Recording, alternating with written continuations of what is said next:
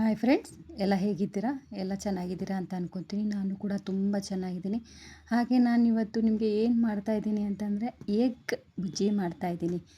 Egg rice ತುಂಬ ಸಿಂಪಲ್ಲಾಗಿ, ಏನು ಎಕ್ಸ್ಟ್ರಾ ಐಟಮ್ಮೇ ಬೇಡ, ತುಂಬ ಕಡಿಮೆ ಸಾಮಗ್ರಿಯಲ್ಲಿ ಮಾಡ್ತಾಯಿದ್ದೀನಿ.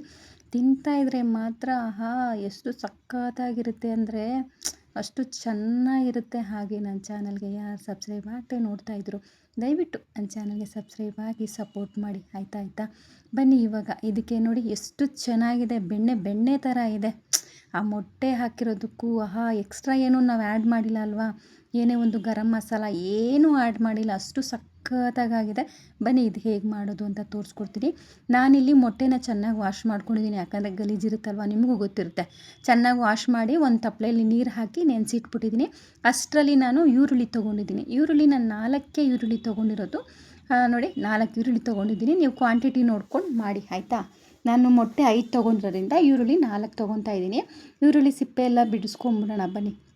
ಸಿಪ್ಪೆ ಎಲ್ಲ ಬಿಡಿಸಿ ನೀರಲ್ಲಿ ಹಾಕ್ಕೊಂಬಿಡೋಣ. ನೀರಲ್ಲಿ ಹಾಕ್ಕೊಂತು ಅಂತಂದರೆ ನಿಮಗೂ ಗೊತ್ತಿರುತ್ತೆ, ನೀರಲ್ಲಿ ಹಾಕ್ತು ಅಂತಂದರೆ ಕಣ್ಣಲ್ಲಿ ನೀರು ಬರಲ್ಲ ಅಂತ ಅಂದ್ಬಿಟ್ಟು ನೀರಲ್ಲಿ ಹಾಕಿ ಅದು ವಾಶ್ ಮಾಡ್ದಂಗೂ ಆಗುತ್ತೆ, ಪ್ಲಸ್ ಕಣ್ಣಲ್ಲಿ ನೀರು ಬರಲ್ಲ, ಎರಡೂ ಕೆಲಸ ಆಗುತ್ತೆ, ಆಯಿತಾ. ನಾನು ನೋಡಿ ಚಿಕ್ಕದಾಗಿ ಈರುಳ್ಳಿ ಎಲ್ಲ ಕಟ್ ಮಾಡಿ ಇಟ್ಕೊಂಡಿದ್ದೀನಿ. ಅದಕ್ಕೆ ಹಸಿಮೆಣ್ಸಿನ್ಕಾಯಿ ಒಂದು 4-5 ಹಾಕ್ಕೊಂಡಿದ್ದೀನಿ. ಖಾರ ನಿಮ್ಗೆ ಎಷ್ಟು ಬೇಕೋ ಅಷ್ಟು ನೋಡ್ಕೊಂಡು ಹಾಕ್ಕೊಳ್ಳಿ, ಆಯಿತಾ. ಆಮೇಲೆ ಕೊತ್ತಂಬರಿ ಸೊಪ್ಪು ಒಂಚೂರು ಇಟ್ಕೊಂಡಿದ್ದೀನಿ, ಕರ್ಬೇವಿನ ಸೊಪ್ಪು ಅಷ್ಟೇ. ನೋಡಿ ಹಸಿಮೆಣ್ಸಿನ್ಕಾಯಿ ಉದ್ದುದ್ದ ಕಟ್ ಮಾಡಿ ಇಟ್ಕೊಂಡಿದ್ದೀನಿ. ಅದು ಹಸಿಮೆಣ್ಸಿನ್ಕಾಯಿನೇ ರೆಡ್ ಆಗಿತ್ತು ಅಷ್ಟೇ. ಆಮೇಲೆ ಇದು ಏನಂತಾರೆ, ಮೊಟ್ಟೆನ ತೊಳೆದು ಇಟ್ಕೊಂಡಿದ್ದೀನಲ್ಲ, ಅದು 5 ಮೊಟ್ಟೆ ಇದೆ. ಸ್ವಲ್ಪ ಸೌಂಡ್ ಇದೆ, ಬ್ಯಾಕ್ ಸೌಂಡು, ಏನು ಬೇಜಾರು ಮಾಡ್ಕೊಬೇಡಿ, ಆಯಿತಾ. ಇವಾಗ ಇದೆರಡೂ ಇಷ್ಟೇ ನಾನು ಇಟ್ಕೊಂಡಿರೋದು, ಜಾಸ್ತಿ ಏನೂ ಐಟಮ್ ಇಟ್ಕೊಂಡಿಲ್ಲ. ಫಸ್ಟು ಇವಾಗ ಗ್ಯಾಸ್ ಆನ್ ಮಾಡಿ ಬಾಣಲಿ ಇಟ್ಕೊಂಡ್ಬಿಟ್ಟಿದ್ದೀನಿ. ಬಾಣಲಿಗೆ ನಾನು ಸ್ವಲ್ಪ ಎಣ್ಣೆ ಹಾಕಿದ್ದೀನಿ, ಅದೆಲ್ಲ ಸ್ಕಿಪ್ ಆಗಿದೆ. ಈರುಳ್ಳಿ ಹಸಿಮೆಣ್ಸಿನ್ಕಾಯಿ ಮತ್ತು ಕೊತ್ತಂಬರಿ ಸೊಪ್ಪು, ಕರಿಬೇವಿನ ಸೊಪ್ಪು ಇದೆಲ್ಲ ಹಾಕಿ ಚೆನ್ನಾಗಿ ಫ್ರೈ ಮಾಡ್ಕೊಂಬಿಡೋಣ. ಇದು ಅಷ್ಟೇ, ಜಾಸ್ತಿ ಫ್ರೈ ಮಾಡೋಕ್ಕೆ ಹೋಗಬೇಡಿ. ಆನಿಯನ್ನ ಮೀಡಿಯಮ್ ಆಗಿದ್ದರೆ ಸಾಕು. ತುಂಬ ನಾವು ಫ್ರೈ ಮಾಡ್ತೀವಿ ಅಂತಂದರೆ ಅದು ಸೀದೋಗಿರೋ ವಾಸನೆ ಬಂದುಬಿಡುತ್ತೆ. ಮೊಟ್ಟೆ ಫ್ರೈ ಇರುತ್ತಲ್ಲ, ಮೊಟ್ಟೆ ರೈಸ್ ಬಾತು ಫುಲ್ ಸ್ಮೆಲ್ ಚೆನ್ನಾಗಿ ಬಾಡಿಸ್ಕೊಂಬಿಡೋಣ. ಇದಕ್ಕೊಂದು ಸ್ವಲ್ಪ ಉಪ್ಪು ಹಾಕ್ಕೊಂಬಿಟ್ರೆ ಬೇಗ ಫ್ರೈ ಆಗುತ್ತೆ. ಒಂದು ಸ್ವಲ್ಪ ಉಪ್ಪು ಹಾಕ್ಕೊಂಬಿಡೋಣ ಇದಕ್ಕೆ.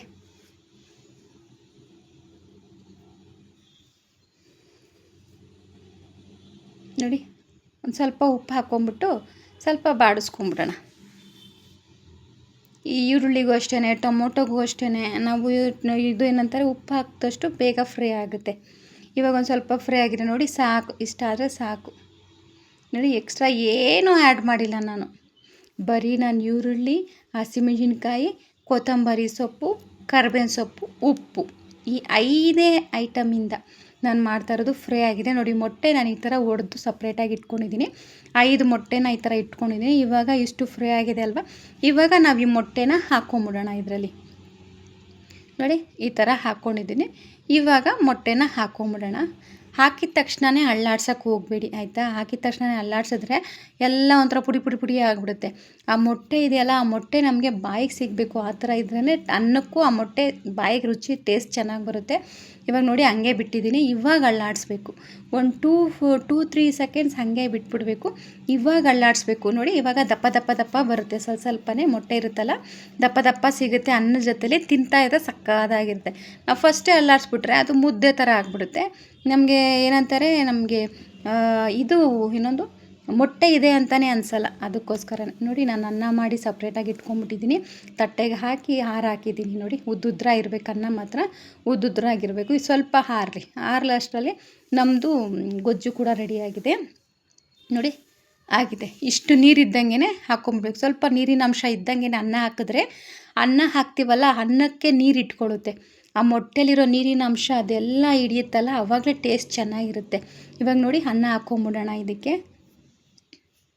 ಅನ್ನ ಹಾಕ್ಕೊಂಬಿಟ್ಟು ಚೆನ್ನಾಗಿ ಫ್ರೈ ಮಾಡೋಣ. ಚೆನ್ನಾಗಿ ಫ್ರೈ ಮಾಡಬೇಕು, ಅಳ್ಳಾಡಿಸ್ಬೇಕು ಚೆನ್ನಾಗಿ. ಆ ಮೊಟ್ಟೆ ಪಲ್ಯ ಇದೆಯಲ್ಲ, ಮೊಟ್ಟೆದು ನಾವು ಮಸಾಲ ಮಾಡ್ಕೊಂಡಿದ್ದೀವಿ, ಅದು ಅನ್ನ ಎಲ್ಲ ಚೆನ್ನಾಗಿ ಮಿಕ್ಸ್ ಆಗಬೇಕು. ಆ ಮಿಕ್ಸ್ ಆದಷ್ಟೇ ಚೆನ್ನಾಗಿರುತ್ತೆ. ನೀವು ಕೈಯಲ್ಲೇ ಕಲಿಸ್ಕೋಬೋದು, ಆಯಿತಾ. ನನ್ನ ಕೈಯಲ್ಲಿ ಕಲಿಸಿದ್ರೆ ಚೆನ್ನಾಗಿರಲ್ಲ ಅಂದ್ಬಿಟ್ಟು ನಾನು ಸೌಟಲ್ಲಿ ಕಲಿಸ್ತಾ ಇದ್ದೀನಿ. ಚೆನ್ನಾಗಿ ಮೇಲೆ ಕೆಳಗೆ ಮಾಡಿ ಹಿಂಗೆ ತಿರುವಿ ಹಾಕಿ ತುಂಬ ಚೆನ್ನಾಗಿರುತ್ತೆ ಟೇಸ್ಟ್. ಇದೊಂದು ರೆಸಿಪಿ ನಿಮ್ಗೆ ಇಷ್ಟ ಆಗಿದೆ ಅಂತ ಅಂದ್ಕೊತೀನಿ. ಬ್ಯಾಕ್ಗ್ರೌಂಡ್ ಸ್ವಲ್ಪ ಸೌಂಡ್ ಇದೆ ಅಂತ ಅಂದ್ಕೊತೀನಿ, ಆಯಿತಾ. ಅಡ್ಜಸ್ಟ್ ಮಾಡಿಕೊಂಡು ಈ ವಿಡಿಯೋವನ್ನು ನೋಡಿ. ನಿಮ್ಗೆ ಇಷ್ಟ ಆಗಿತ್ತು ಅಂದರೆ ಆದಷ್ಟು ಲೈಕ್ ಕೊಟ್ಟು ಶೇರ್ ಮಾಡಿ ಸಪೋರ್ಟ್ ಮಾಡಿ, ಆಯಿತಾ.